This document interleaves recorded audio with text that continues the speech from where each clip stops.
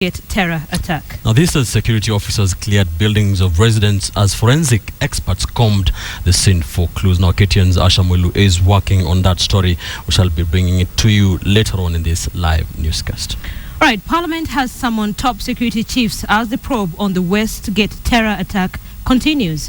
Joint parliamentary committees of defense and administration have summoned the heads of security agencies over the apparent failures that exposed the country to terror. The country's spy master appeared briefly before the Parliamentary Committee on Defense and Foreign Relations.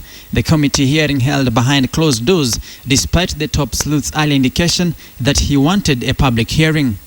There was a minor standoff before the National Intelligence boss, Michael Gichangi, walked into the committee room. But barely half an hour later, Gichangi walked out of the committee room, non-committal on what transpired. Please, excuse me. How was the meeting, sir? Well, you wanted this meeting open, but they closed it.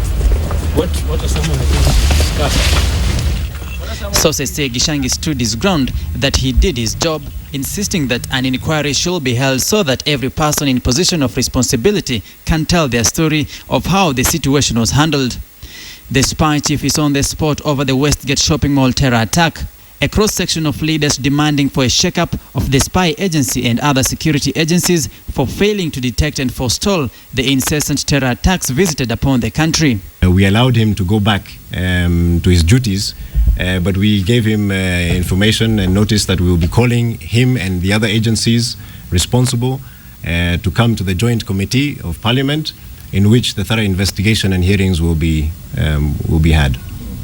When they emerged, members of the Tough Talking Defense Committee said a joint committee meeting with the Administration and National Security Committee will conduct an inquiry on the systemic intelligence failures that exposed the country to the bloodbath at Westgate. We, as representatives of the people, are ready to ensure that the agencies that are responsible for the safety and security of this country are held to account, and that this will never happen again on our soil. The committee wants top chiefs of security agencies to bear responsibility for the Westgate siege.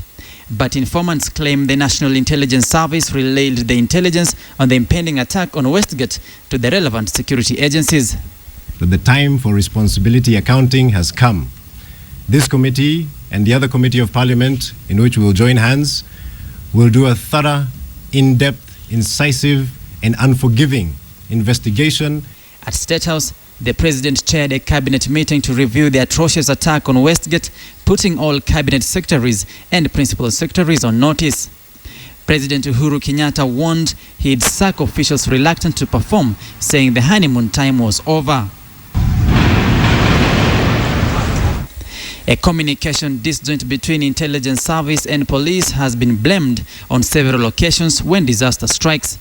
The intelligence team always insisting it sends out warnings that are more often than not ignored. Samugina, KTN.